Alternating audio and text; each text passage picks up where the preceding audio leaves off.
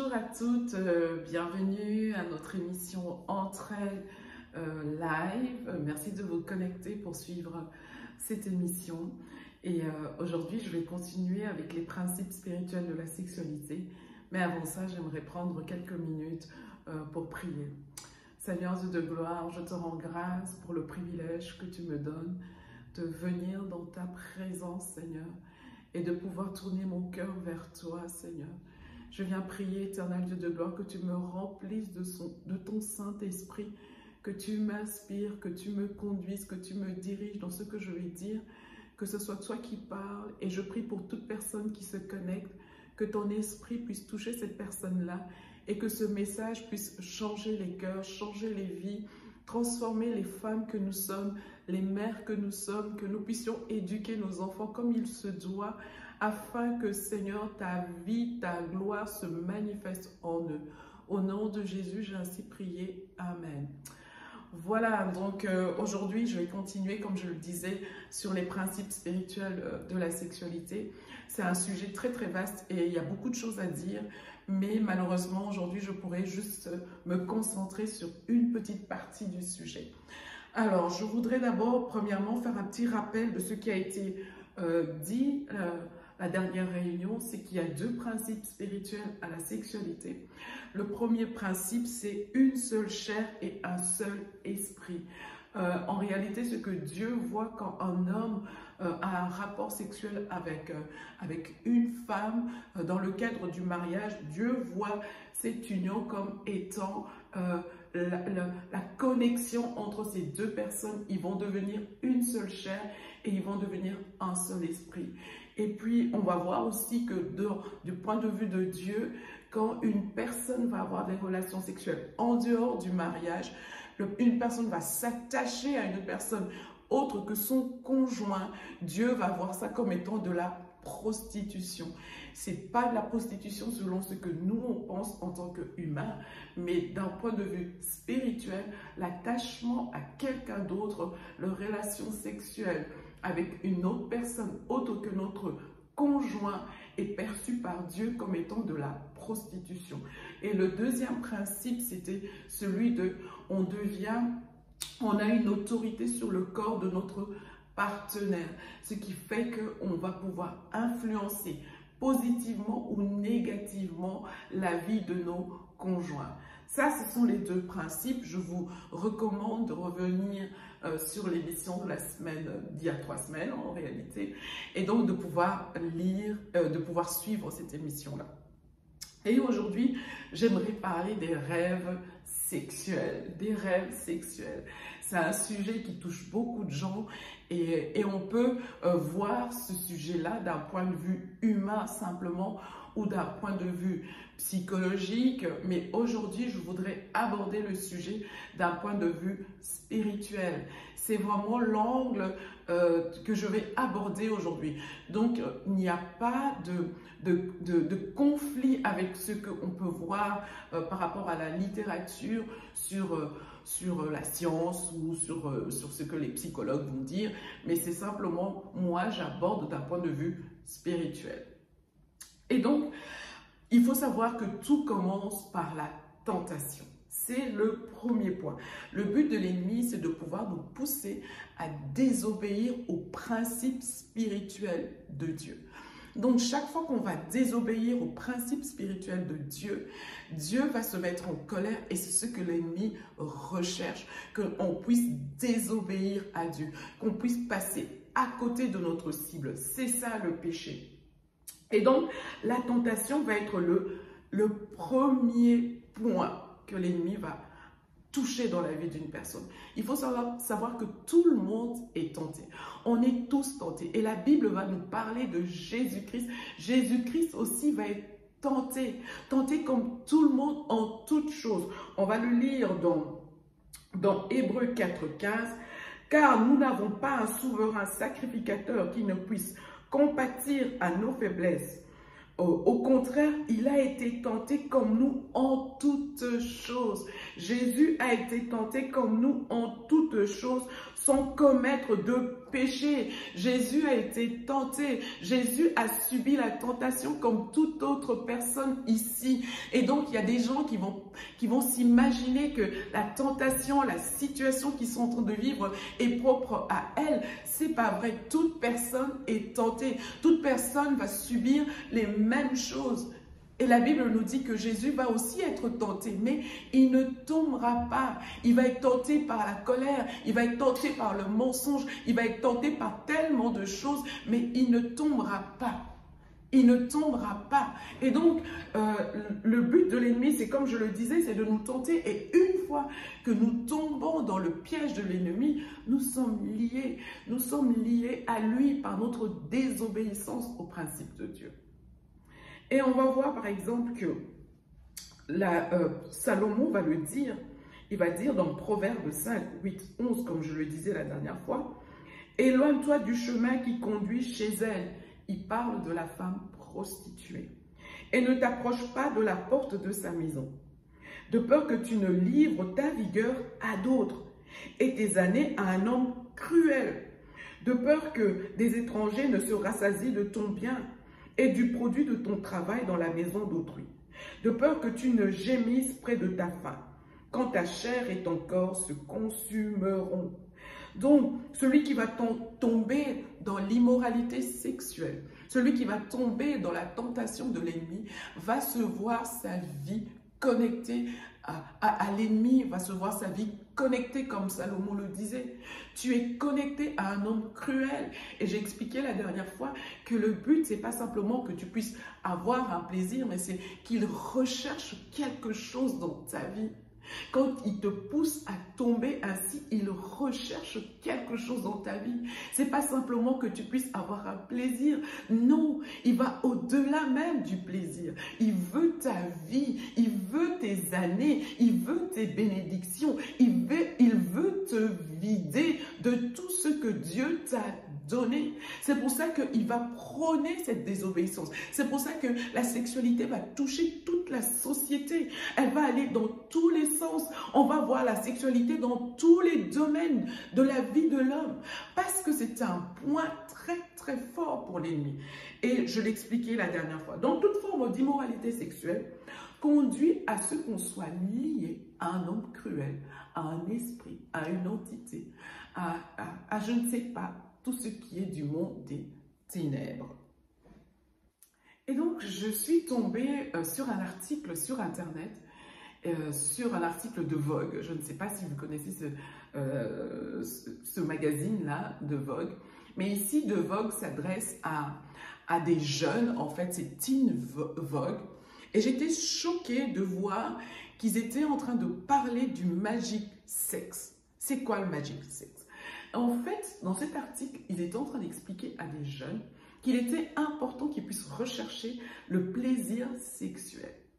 Et en réalité, en recherchant ce plaisir sexuel, ils devaient, pendant qu'ils sont en train de vivre ces instants, de penser à quelque chose qu'ils désirent au fond d'eux. Et une fois qu'ils sont en train de penser et de rechercher ce plaisir-là, il y a une entité spirituelle qui se connecte. Il y a une entité dans l'univers qui va se connecter à ce jeune afin de réaliser ce qu'il désire. Si par exemple, tu désires avoir un partenaire, tu désires avoir une fille ou un garçon, peu importe, tu penses à cette personne-là pendant ce plaisir sexuel-là et l'entité viendra exaucer ton vœu. Ils appellent ça un magic sex rituel. Et donc, ça va toucher tous les domaines. Si tu veux avoir de l'argent, si tu veux avoir du travail, si tu veux avoir tout ce que tu désires, en fait. Pendant ces instants de plaisir, ils disent qu'il y a une énergie qui se dégage de la personne. Cette énergie est tellement forte qu'elle attire l'attention des divinités dans l'univers. Et ces divinités vont se connecter à toi. Ça, c'est ce que le monde occulte dit. Ça, c'est ce que la pratique des occultes, ils sont en train de prôner, de pousser les jeunes à vivre le plaisir sexuel. Et ils disaient que ce plaisir sexuel devrait même se vivre généralement au travers de la masturbation. Et donc, quand on atteint l'orgasme, qu'il y a une énergie qui est libérée, et cette énergie va attirer des entités. Et donc, ça va agir dans la vie de toute personne qui va pratiquer ce genre de choses.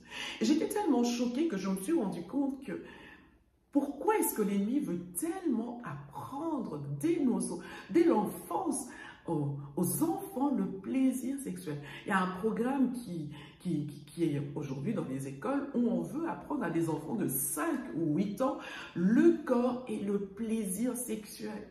Et en réalité, on veut cultiver cette mentalité, on veut cultiver ces désirs, ces plaisirs sexuels hors du mariage afin de connecter l'individu à une entité, à un esprit.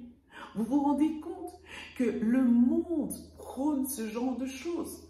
La réalité spirituelle est connue des gens occultes, connue de l'ésotérisme, connue de la magie, connue de la sorcellerie. Ce n'est pas un sujet qu'il faut négliger. Il est tellement, tellement important que nous, en tant qu'enfants de Dieu, on puisse comprendre ce qui se passe. C'est pour ça que Paul disait, nous n'ignorons pas les desseins de l'ennemi. Le but, c'est pas de prôner ce que l'ennemi fait. Le but, c'est pas de exalter l'ennemi, mais c'est d'alerter. On veut alerter les mamans, les femmes, les personnes qui nous suivent qu'il y a un danger. Il y a un danger quand on fait les choses hors de la présence de Dieu. Il y a un danger quand on va dans des pratiques hors de la volonté de Dieu. Et donc, il y a un danger et l'ennemi le sait. L'ennemi n'a pas créé les principes. L'ennemi n'est pas égal à Dieu. Satan n'est pas égal à Dieu. Satan est égal aux autres archanges, aux autres chérubins. Et donc, il n'a jamais rien créé. Les principes spirituels, c'est Dieu qui les a établis. Mais sauf que Satan va utiliser ces principes pour son royaume, pour nous détourner de Dieu. C'est pour ça qu'il va prôner la sexualité dans tous les domaines. Et comme je le disais la dernière fois, des connexions. Il y a tellement de connexions, on a plusieurs partenaires, on est connecté à plusieurs personnes et au bout du fil, qui tient la corde? Donc, réveillons-nous, ne nous laissons plus séduire. Je ne sais pas à quel niveau ces choses sont réelles, je ne veux pas savoir, mais ce que je sais, c'est que la Bible dit, quand tu pratiques ces choses, tu te connectes à des esprits impurs. Donc, il est très très important de réaliser que ces choses sont très, très dangereuses. La recherche du plaisir sexuel en dehors du mariage est une connexion directe avec le monde des esprits. Et cette connexion peut amener les rêves sexuels. Les rêves sexuels. Il y a plusieurs personnes qui vont raconter, vivre des rêves où ils ont régulièrement des rapports sexuels. Ils vont souvent rêver qu'ils ont des relations sexuelles avec des personnes ou qu'ils ont dans leurs rêves des enfants, qu'ils ont une famille. Et parfois, il y a d'autres personnes qui vont même se sentir abusées, violentées dans leurs rêves, mais de manière sexuelle. Et il y a des hommes qui vont se réveiller, ils vont se rendre compte qu'ils sont mouillés. Il y a des femmes qui vont avoir l'orgasme dans leurs rêves. Et comme je le disais, le but de l'ennemi, c'est de cultiver, de favoriser ce plaisir sexuel. Donc, il y a des esprits qui vont entrer dans un rêve. Comment, vous allez me dire, mais comment ça? Un esprit peut-il entrer dans le rêve de quelqu'un afin d'avoir des relations avec cette personne-là? Oui, la Bible va nous montrer par exemple qu'un ange peut entrer dans le rêve de quelqu'un. On va voir par exemple dans Matthieu 1,20, il s'agit de Joseph. Quand il va réfléchir, Marie va tomber enceinte, il va réfléchir, il se dit, je vais peut-être rompre. Et alors, la Bible va nous raconter que dans Matthieu 1,20, comme il y pensait, un ange du Seigneur lui apparut dans un rêve. Un ange lui est apparu dans un rêve et dit, Joseph, descendant de David, n'aie pas peur de prendre Marie pour femme, car l'enfant qu'elle porte vient du Saint-Esprit. Dans le rêve. Et on va voir des histoires dans la Bible où les anges vont parler à des gens dans les rêves. Il faut savoir que les anges de Dieu, s'ils ont la capacité d'entrer dans les rêves de quelqu'un, les anges déchus ont la même capacité. Les anges qui se sont révoltés et qui ont suivi Satan ont les mêmes capacités d'entrer dans les rêves des gens. Satan a la capacité d'entrer dans le rêve de quelqu'un et de lui dire et de lui faire faire des choses. Et donc, ces esprits vont entrer dans les rêves pour avoir des relations sexuelles avec des personnes.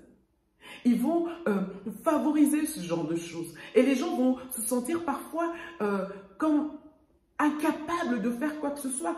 On est en train de subir. J'étais choquée dernièrement, on me racontait l'histoire d'une jeune fille qui avait filmé une scène parce qu'elle en parlait dans son église, qu'elle avait régulièrement des rapports sexuels et on ne la croyait pas. Elle a filmé une fois et on voit comment la nuit, c'est comme une personne invisible qui rentre dans la chambre, qui la déshabille et qui commence à abuser d'elle. C'est une réalité.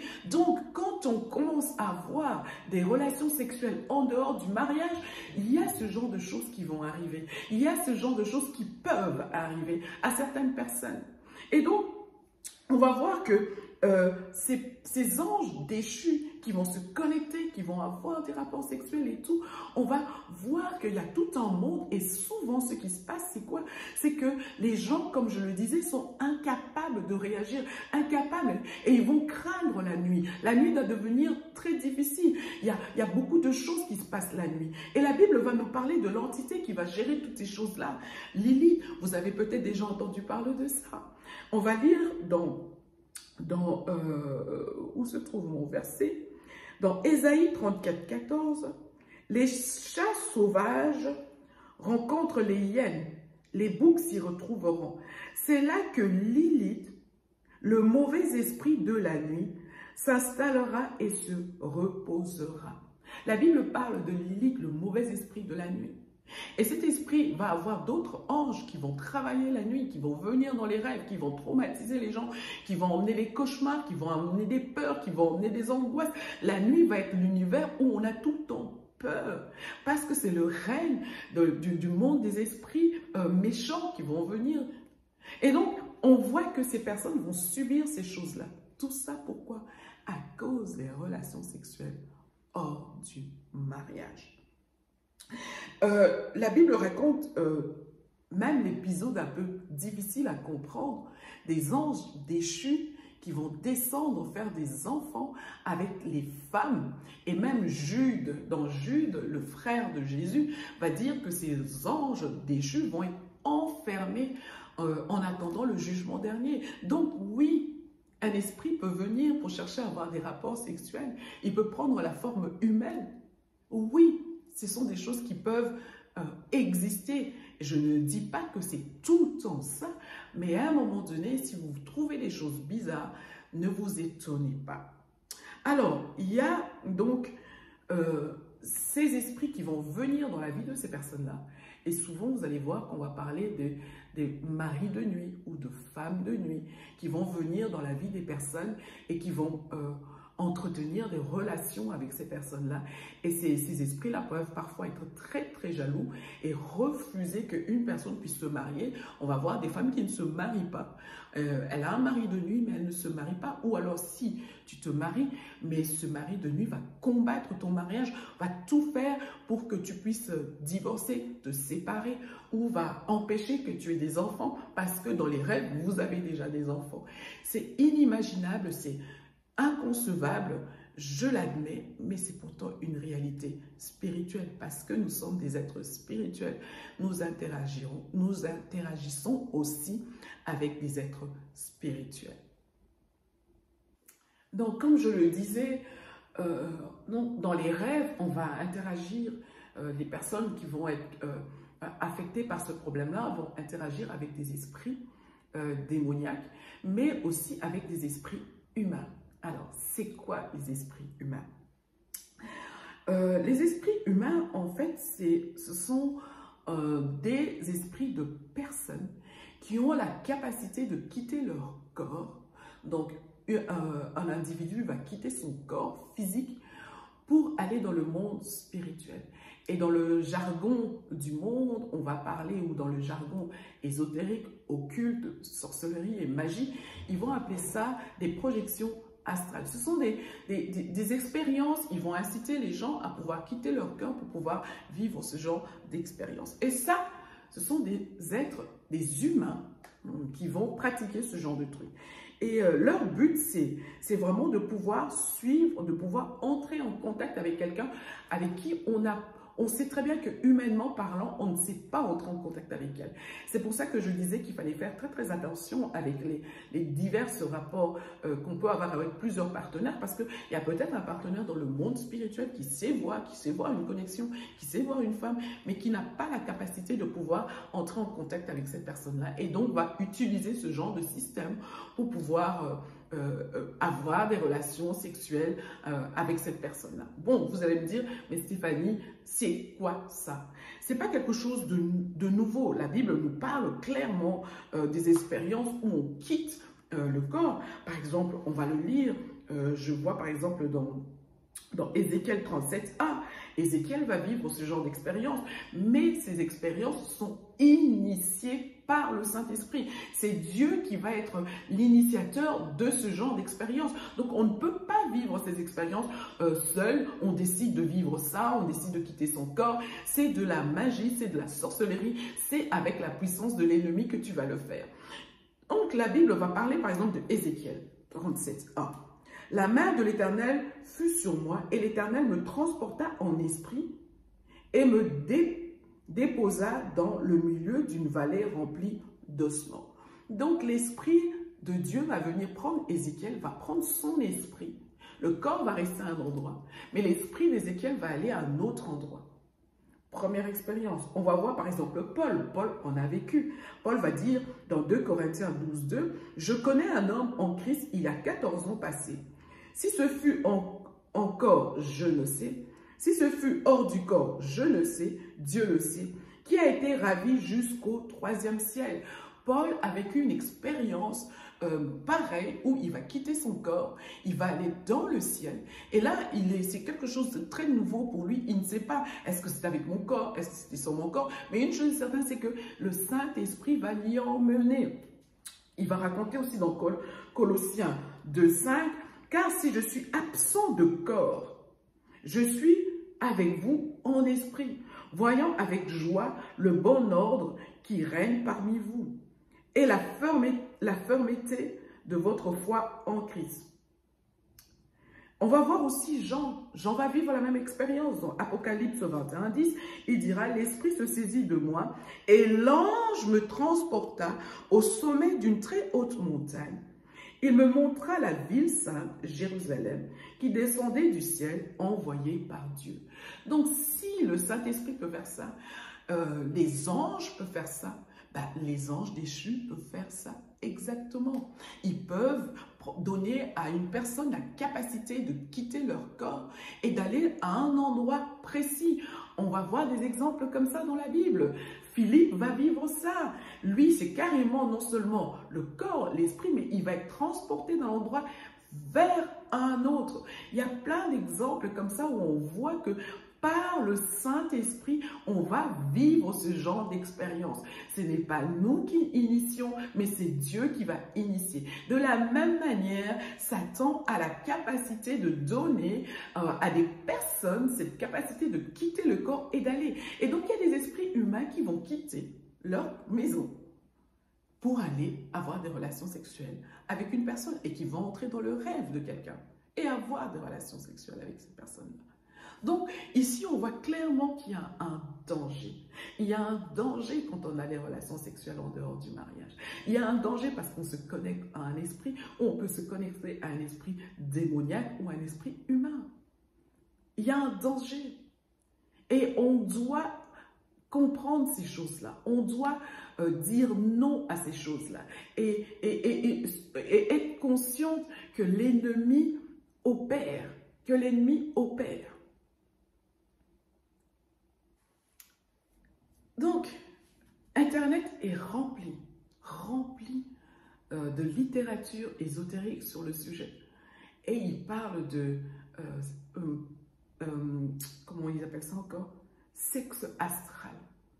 C'est rempli. J'étais choquée, j'étais surprise de voir combien ces choses avaient rempli Internet et nos enfants qui sont livrés à eux-mêmes, qui peuvent aller sur Internet, peuvent tomber sur ce genre de choses. Donc, c'est des réalités. La Bible nous parle clairement de ces choses-là et Satan utilise clairement ces choses-là pour pouvoir assujettir, pour pouvoir faire des hommes et des femmes ses esclaves. Alors, comment sortir de tout ça? Comment sortir des rêves sexuels? Comment sortir de tous ces liens? Comment sortir de tous ces liens démoniaques, de tous ces liens d'âme? Je n'ai pas abordé les liens d'âme, j'espère que je pourrai en parler un jour. C'est aussi un sujet très très vaste. Mais comment sortir de là? Je vais prendre l'histoire dans la Bible que j'ai beaucoup aimé. Il est un peu long. C'est donc Luc 7, 36 à 39. Puis je prendrai 44 à 47 et puis 49 à 50. Un pharisien invite Jésus à manger avec lui. Jésus entre dans la maison du pharisien et il se met à table. À ce moment-là, une femme de la ville arrive. C'est une prostituée. Elle a appris que Jésus est dans la maison du pharisien. Elle apporte un très beau vase plein de parfums. Elle se place derrière Jésus et à ses pieds. Elle pleure. Elle se met à mouiller les pieds de Jésus avec ses larmes. Ensuite, elle les essuie avec ses cheveux. Elle les embrasse et elle verse du parfum dessus. Le pharisien qui a invité Jésus voit cela et se dit, « Cet homme n'est sûrement pas un prophète. En effet, la femme qui le touche est une prostituée et il ne le sait pas. » Puis, il tourne vers la femme, il dit à Simon, « Tu vois cette femme, je suis entré dans ta maison et tu ne m'as pas versé d'eau sur les pieds. Mais elle m'a mouillé les pieds avec ses larmes et elle les a essuyés avec ses cheveux. Tu ne m'as pas embrassé, mais elle, depuis qu'elle est entrée, elle m'embrasse sans cesse les pieds. Tu n'as pas versé de parfum sur ma tête, mais elle a versé du parfum sur mes pieds. C'est pourquoi je te dis une chose, ses nombreux péchés sont pardonnés. Et c'est pour cela qu'elle a montré beaucoup d'amour. Mais celui à qui on pardonne peu montre peu d'amour. Ceux qui mangent avec lui se mettent à penser, qui est cet homme? Il ose même pardonner les péchés. Mais Jésus dit cela à la femme, dit à la femme, ta foi t'a sauvée, va en paix. Cette femme était une prostituée. Et normalement, quand on voit la culture juive, les hommes ne parlent aux femmes que si c'est ton épouse, ta fille, quelqu'un de ta famille. Et normalement, tu ne peux pas parler à une femme autre que dans ce cadre-là. Et Jésus va parler avec cette femme-là. Cette femme-là va venir, va faire tout ça, et Jésus va l'écouter. Et ce qui me touche, c'est que cette femme, comme je le disais, est prostituée. Et quand je lis la Bible, bon, il y a certaines personnes qui disent que cette femme, c'est Marie de Magdala. Et dans d'autres versions, on dit que Marie de Magdala, Jésus avait chassé 7 démons. Donc, si c'est bien elle, donc toute sa vie de prostitution a ouvert des portes dans sa vie et il y avait des démons. Et donc, pourquoi est-ce que je parle de cette histoire? Parce que ça m'a beaucoup touchée. Cette femme, elle était prostituée. Elle ne devait pas s'approcher de Jésus. Elle ne devait pas parler à Jésus. Elle ne devait pas s'avancer. Et donc, la clé pour pouvoir sortir de toutes ces choses, c'est déjà de reconnaître qu'on est pécheur et de venir à Jésus. On doit être entièrement à Christ. Si on n'a pas une vie entièrement à Jésus-Christ, on ne peut pas sortir de ces situations-là. On ne saurait pas sortir. La deuxième chose, c'est la repentance. Comme je le disais, beaucoup de gens pleurent. Ils vont pleurer pendant des heures, pendant des jours, une situation. Ça va soulager leur âme, leur conscience, mais ça ne va pas apporter un changement. Le fait de pleurer, le fait de regretter, d'être dans des remords ou dans la culpabilité ne change rien. La culpabilité nous rapproche du diable, ne nous rapproche pas de Dieu. La tristesse peut nous rapprocher du diable, mais pas forcément de Dieu quand on ne se répand pas Et donc, il faut un réel repenti. Il faut une repentance réelle. Où pas simplement où on pleure, mais où on vomit notre péché. On a horreur de ce péché. On ne supporte plus ce péché. On ne supporte pas de faire ces choses-là. Et cette repentance-là va nous emmener à Christ comme cette femme-là. Parce qu'elle savait que ce qu'elle avait fait, ce qu'elle était, elle ne méritait pas ça. Elle savait et à cause de ça, Jésus dit, ses péchés ont été pardonnés. Donc, il faut premièrement une vie totalement à Jésus-Christ. Et deuxièmement, une vraie repentance. Pas simplement pleurer, pas simplement regretter. Parce que quand on a pleuré, quand on a vidé son sac, on se sent bien, on se sent fort. Mais on a simplement soulagé notre âme. Et on croit qu'on est capable de tenir une semaine, 2 semaines, et on se rend compte qu'au bout d'1 mois, on retombe. 2 mois, on est retombé. Pourquoi? Parce que cette repentance n'était pas la vraie repentance. C'était plus de regret qu'une repentance. La vraie repentance te pousse à être horrifié par ce que tu as vécu, par ce que tu as fait. Tu ne veux plus retourner à ça. Et tu t'accroches à Christ pour que lui puisse t'aider. Parce que de toi-même, tu ne peux pas y arriver. De nous-mêmes, on ne peut pas y arriver. Et donc ça, c'est la deuxième chose. La troisième chose, comme je le disais, il faut savoir que le péché emmène la malédiction. Donc on commence par demander pardon pour nos péchés et de briser toutes les malédictions attachées à ce péché-là. La quatrième chose, c'est de pouvoir donner son corps, de donner son corps au Seigneur en disant « Mon corps est le temple du Saint-Esprit. Dorénavant, je ne veux plus qu'il y ait un autre esprit qui habite, qui agit, qui influence, qui me pousse à faire quoi que ce soit, sinon que le Saint-Esprit. » Et donc, on va donner son corps, on va livrer son corps régulièrement. Et donc, ce sont les étapes pour pouvoir sortir de là. Si tu veux sortir de là, il te faut payer le prix. Il te faut pleurer. Il te faut souffrir pour sortir de là. Et si en ayant fait ça, tu vois que ça ne va pas, cherche une autorité spirituelle, cinquièmement, qui va prier pour toi. Pourquoi? Parce que cette autorité a certainement déjà vaincu ce type d'esprit. Et donc a une plus grande autorité pour pouvoir chasser ces choses-là. Donc, j'insiste en disant qu'il est important de pouvoir faire les bonnes démarches. Et si on a été trop loin, comme vous devez savoir que parfois on va très très loin dans le péché, si on va très très loin, alors ce sont les soins intensifs qui s'imposent. Prendre plusieurs jours de jeûne et prière. Plusieurs mois de jeûne et prière, où on est en train de faire un travail de purification, de sanctification, où on va prendre la parole de Dieu, on va écouter la parole de Dieu, écouter la parole de Dieu. C'est la parole qui libère. Vous connaîtrez la vérité et la vérité vous affranchira. C'est la parole qui libère. Donc, bien aimé, il est important de comprendre ces choses-là. Le sujet est très vaste. Je ne peux pas aborder tout, mais par la grâce de Dieu, j'espère que dans les prochains jours, ou même en été avec les ateliers, on pourra aller encore un peu plus loin en abordant les liens d'âme, parce que les liens d'âme aussi, c'est un sujet très fort. Donc voilà, c'est fini pour aujourd'hui. Je vais juste prendre le temps de prier quelques instants avant de clôturer ces instants. Père, je te loue, je t'adore, je te rends grâce pour ces moments que tu as permis que nous puissions vivre ensemble. Je prie que ton esprit fasse une œuvre dans les cœurs, dans les vies. Je prie que ton esprit puisse toucher les vies, transformer les vies, libérer les vies. Que ton Saint-Esprit puisse agir, Seigneur. Nous voulons voir des vies changées, transformées, nos enfants gardés, protégés, nos adolescents gardés et protégés. Je prie pour la pureté, que les filles, les hommes soient purs, se gardent purs pour toi. Au nom puissant de Jésus, j'ai ainsi prié. Amen. Voilà, donc au revoir et rendez-vous samedi prochain à 17 h pour une réunion présentielle. Bye bye.